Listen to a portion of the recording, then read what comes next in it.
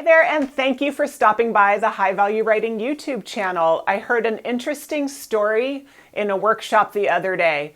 A new leader, newly promoted to a higher level of manager, he had just sent an update to his boss via email. And he came actually into our leadership development program class, and one of the first things he shared was that he thinks he had a writing fail. He sent her an update that was about 6 paragraphs long about a project.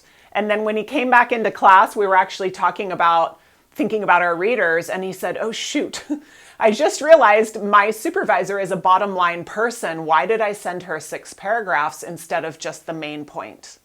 Well, most of us fall on the spectrum somewhere of either just wanting the main point bottom line or wanting all the detail and background, or somewhere in the middle. So as writers, it can be hard to tell how much detail should I give in, let's say, an email. So that's what we're going to talk about today. Let's get to work.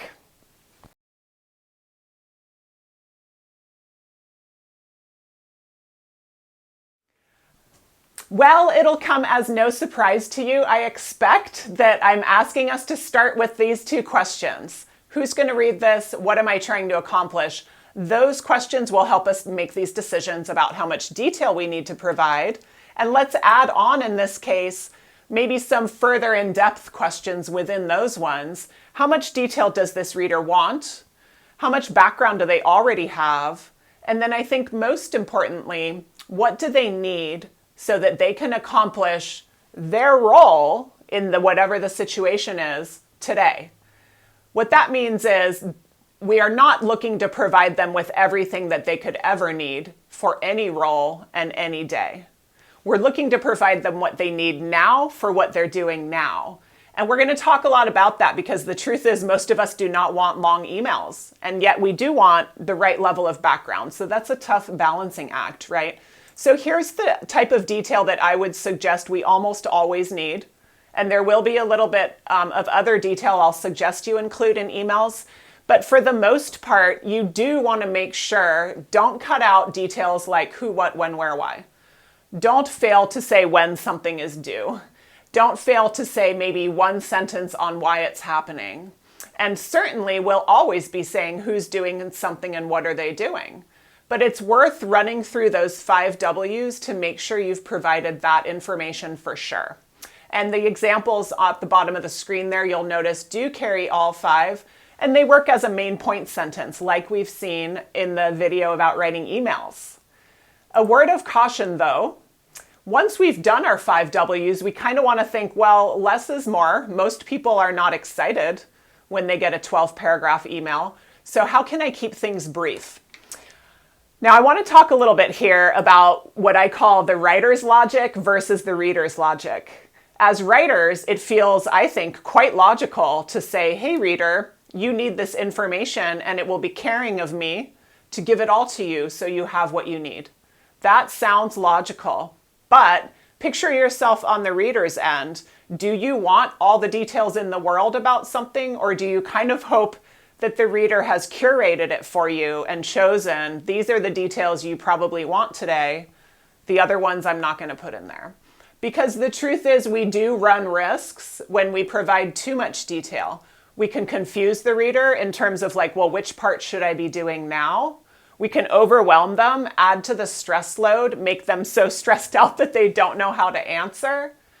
Or we can, for sure, make it really hard to tell what's the most important thing about a given email if we have so many different things to say.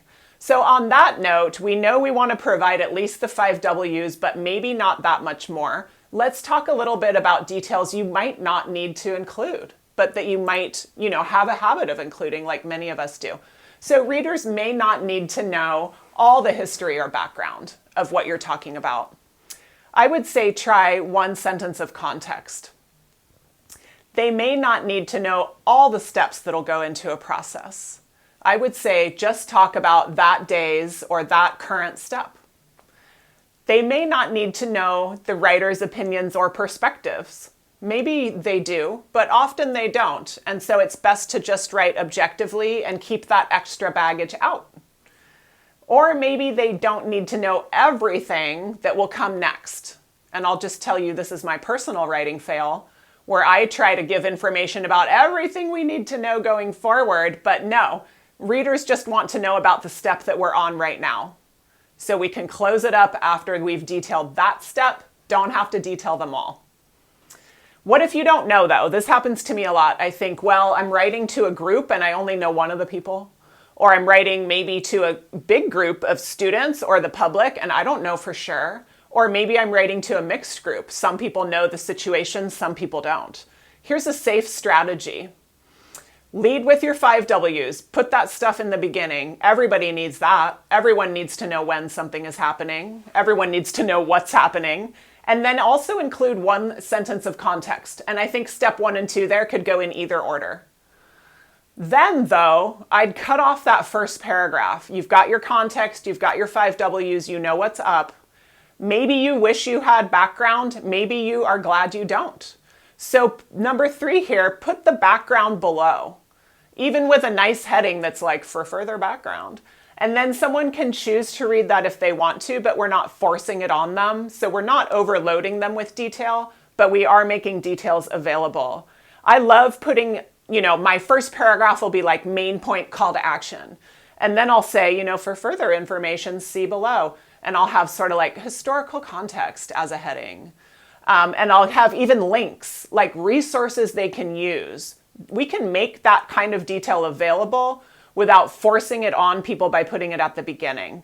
Put the needed, important stuff and then offer the detail for those who want it. Could be a good strategy. So let's look at a couple examples of how we might think this through. What's my writing situation and how can that help me figure out how much detail to provide? Okay, so 2 examples. First one, I am transferring, I've got a new colleague, I'm transferring a client to them. They're new. They're already good at these accounts. They understand what's up, but they are new to this particular institution. So it's my goal to ensure they understand what the files are that they're receiving and what they need to do with them. Now it's my time to make a decision about, does this person want a 2-paragraph email or a 6-paragraph email? How much detail do they want? I am going to decide for what they need now, what they need to do today. I'm going to tell them, hey, here are 3 files and let me tell you what they are. Make sure they know how to update a client's file. Make sure they know what a next step might be, including asking for help, how to get help.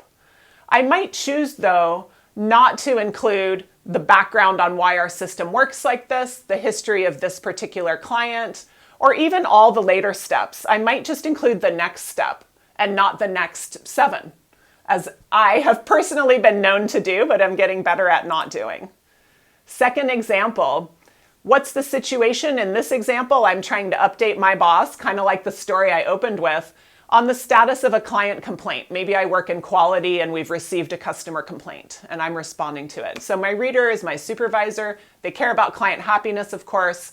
We have a trusting relationship. They know about the complaint. Let's say that's where we're at. And so my goal is to say, hey, supervisor, you already know all that stuff. I'm giving you an update of how I'm addressing the problem and the timeline. That might be all they really need. So what details will I include? A sentence of current status or context, a sentence of what's happening to address it, including deadlines, and when and how I'm going to wrap it up. What's our formal goal? What's our endpoint? Maybe that's enough. Maybe I don't need to then include my thoughts on the complaint, extra details on the complaint, extra details about later steps. Maybe I just need to say what step we're doing now. All right, so if you're in that position where you're trying to decide, hey, I've got 10 things to say, do I give them all right now? Check just this list. This is what I think a happy reader feels like. Readers are happy when they receive the 5 W's, so they've got it all covered. Readers are happy when they receive about 1 sentence of context, so they know why we're talking about it. And readers are happy when they receive not much more than that. Most people do not then hope for another 4 paragraphs. So be choosy about other information that you include beyond the 5 W's and the context. Make sure it's information that they need in order to make the decision or do their part in the process today or this week, and then probably cut it off after that. So please share your tips below. We all struggle with this. I would love to know how you decide how much detail to choose when you're writing to someone, and you can check out more about it in the High Value Writing book, where we talk about how to think your reader. Have a great day.